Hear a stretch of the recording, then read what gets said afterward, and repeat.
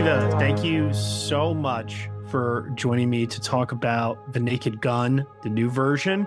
Congratulations, man. This thing was hilarious.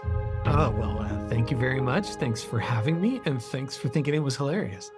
Oh, I hope I'm not alone in that sentiment, because I feel like I haven't seen comedy like this just done on screen this well in feels like 3 decades. I'm sure it has not been that long, but it certainly feels that way to me.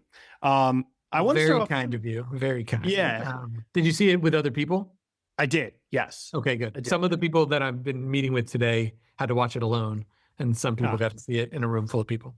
No, we saw it with a room full of people, and Paul came out beforehand, said hello to everybody, thanked us all for coming. Yeah, it was pretty cool.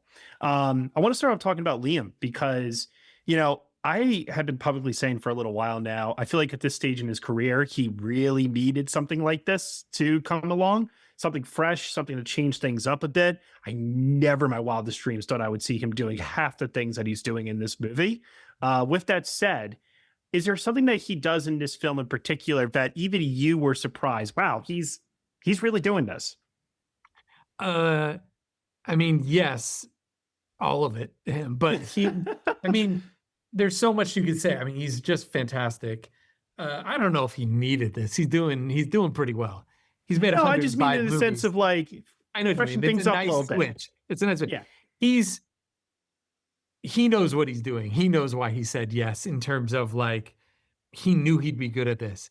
We all had seen the Stephen Merchant, Ricky Gervais, Warwick Davis scene. And that, the moment I saw it years ago when it came out, I was like forwarding it to everybody that I know that likes comedy.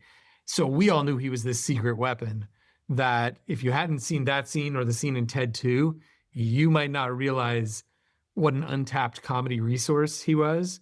And that is so rare these days. Anybody else who can be that funny is being that funny all the time and using it all the time. And he was just an untapped goldmine of surprise. And I was talking about earlier, like with us doing like the Jack Sparrow video we did back in the day for SNL with like Michael Bolton.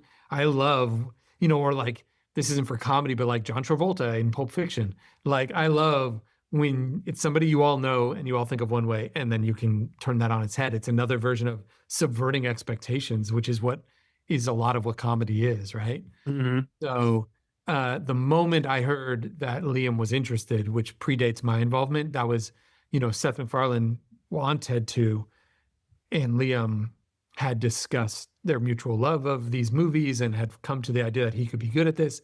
So when they came to me with Naked Gun, Liam was already the idea. And that's what made me interested in doing it. I remember one of the call outs I had when I saw Chip and Dale, a movie that I never in my wildest dreams, but I should have known because it was you directing, would be as great as it was. There's such an apparent love for film noir. And I think that is also exemplified here in Naked Gun. You are having so much fun with this genre, deconstructing it, paying homage to it, and winking and having fun with the audience. What is it about this genre that appeals to you that you've now kind of come to it 2 films back to back? I love it. And I would go even further of like film noir, but also just detective procedural stuff and spy thriller, right? Like, what genre would you say Mission Impossible is? It's spy action, I guess. Bond spy action. You know what I mean? Like, yeah, I am. And what's John Wick? Just action. Straight up bone crunching action. Bone crunching. Thank you. I'm such a fan of this genre that I had been, I guess, researching it for the last 20 years. I've been prepping for Naked Gun for 20 years without realizing it. Like, my buddy Matt Benelli-Olpin, who's one of the Radio Static, directors. He does like Ready or Not and the Scream movies and stuff. I grew up with him in the Bay Area, and we always do like movie night together. And during the lockdown, pandemic lockdown, there's so much yelling. They're having fun. Just making sure it was a fun yelling, not yelling. But we watched every James Bond movie in order, starting at Dr. No. That's like 25 movies. During the lockdown, like once a week movie night. Then we did all the Dirty Harrys in order. There's only 5, but did them. Then we did all the Death Wishes in order. There's 5 of them. Then we just went on and watched like 20 more Charles Bronson 70s, 80s, 60s movies. This was all not as research for Naked Gun. This was all for no reason.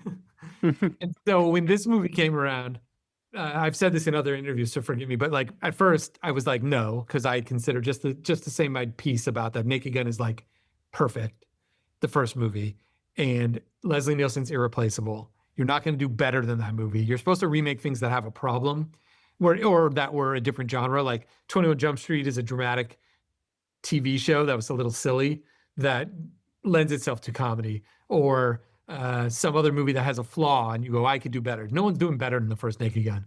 Liam showed me, but I could do different.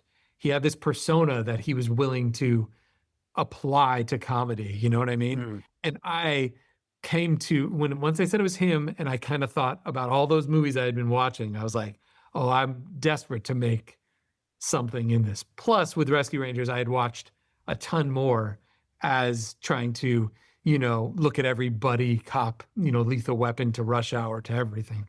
So It was a way to apply work I had already put in from a genre I clearly love, to your point. Totally. As a WWE fan, how did Cody Rhodes get involved? I need to know.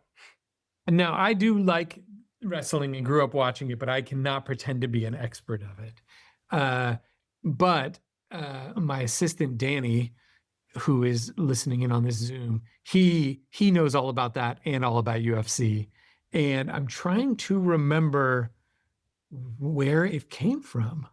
I know Paul Walter Hauser is also into wrestling as well. He is, but he came in after. Cody was already signed on by the time Paul was. That was just a happy coincidence. I had been watching a little, and I knew he was going to do some big stuff with The Rock, but I think Danny just introduced me to him and was just like, yo, check this dude out. And I was watching him do like one of those 6-minute speeches that they do, that they're all so good at, that when you watch clips of like John Cena doing them back in the day, or, The Rock last year, or, Batista, whatever it is, where you're like, whoa, they're on live TV. There's no teleprompter. They're off book.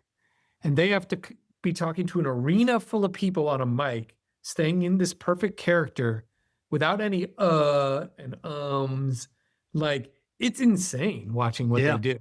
And I've always been so impressed with it. And like, back before I even knew who John Cena was, I shot a thing with him at SNL where they were like, oh, this is a wrestler coming in, do this bit with him, with Tracy Morgan, before he was a household name. Not Tracy, but before John was. And being like, damn, he was really good. And we all know The Rock and stuff. And so there, we all know that there's this thing. And when we did MacGruber, a bunch of the guys came, and I remember talking with them, and they were seeing all these parallels between doing a live TV show like SNL and doing it. So I've always had the respect for it. And then, I had lunch with Cody. He seemed super down. He had a great look. So I was glad to get him in there. Hell yeah.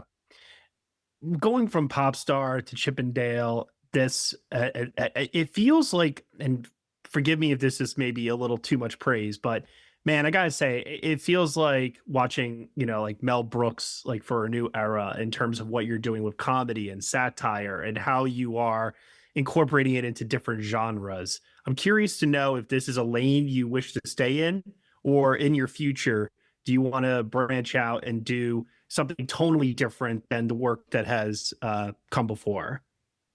Well, that is about the highest praise you could say. So I don't know how to accept that compliment. Thank you for it. It is too high of praise.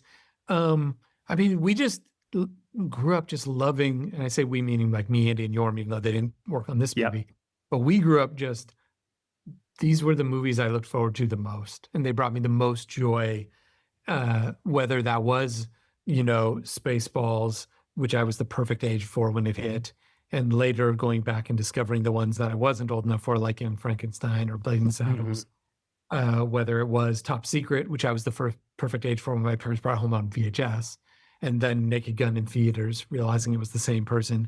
And, there wasn't the internet. I didn't get to go say, oh, I love this stuff. Let me go figure out everything about it. I couldn't find it. I remember I discovered Monty Python by turning on because we didn't have cable, so I had 5 channels. So PBS would be one of the ones I'd flip to. And now for something completely different, the movie that was the compilation of sketches was on once. And I thought I was just the only one discovering the funniest thing I had ever seen. And so, getting into this, I think a lot of people who get into this kind of comedy are doing it because it meant so much to them. And it was my favorite thing. And I would track that through I'm Gonna Get You Sucker and Wayne's Brothers stuff, through Billy Madison and Happy Gilmore, even though they're not spoof. Just the people that were trying to be make the funniest movies and do it at such a high level was always the things that I love the most of anything. And it is a little weird that it's disappeared a little in the last decade, right? Mm-hmm. And there's a million think pieces that I'm sure you could go write and have read about why that is. I don't need to add my voice to that, but it is something. I mean, people can find their comedies other ways and stuff, so I'm not like going, but I did feel a little bit of wanting, hopefully, to prove that it can still be done in that way, in a studio, in theaters. And I guess when it comes out in a couple of weeks, that'll be, if no one buys a ticket, that'll prove it the other way in a way. But I've taken my shot here we all did, and Paramount, I'm really grateful for, was willing to take the risk to be like, will people still pay money for that kind of thing? Or is it just for at home now? I don't know. But I really tried to make it worth paying for. And I really tried on a filmmaker level, that's not even the comedy, to try to make it cinematic and make it feel like it was shot on film, even though we didn't do film, but I wish we had. But I tried every trick in the book, shooting large format, the same camera they shot Dune on, with the same lenses, the anamorphic lenses that they did the movies like that. I was trying to make it look like Tony Scott 80s movies like Top Gun and Beverly Hills Cop 2. But in watching all those James Bond movies, Tomorrow Never Dies was the one where it switched from feeling like old movies to feeling like new movies, but it still had the right amount of atmosphere in the air and the right 35 millimeter. And it just looked fucking great by today's standards, but also a little nostalgic because it reminds you of what movies are supposed to look like. Which is, I think, what you feel when you watch a Nolan movie and you go like, why does this feel so good? And it's because it's shot on film. And doing things analog in the movie, like the jokes, anything we could do practical, we did.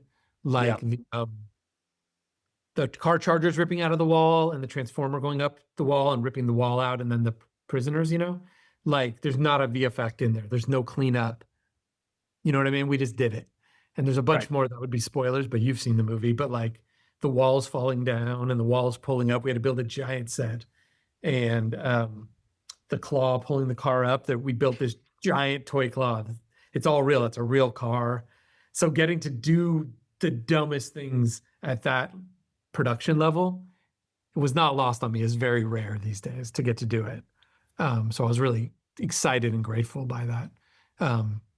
Yeah, and like Lorne Balfe is the composer, and he did the last 3 Mission Impossible movies. Yeah. And so, that's what makes Naked Gun. The sets look real. The music is real. The wardrobe's real. The actors are real, meaning not comedians. Yet everything that's happening is fucked up. You know what I mean? And so the more I can make it look and feel like a modern, slick, but the ones I like, how they look, movie, the better I thought everything could play. So, well, I thought it played extremely well. I'm grateful to you. If I could give you an imaginary cup of Joe, I would. Thank you so much, Akiva, for everything. Truly. Thank you. This off camera. Good luck to you, and thank you so much for the time. Thank you for enjoying it, everyone. Thank you for being so nice.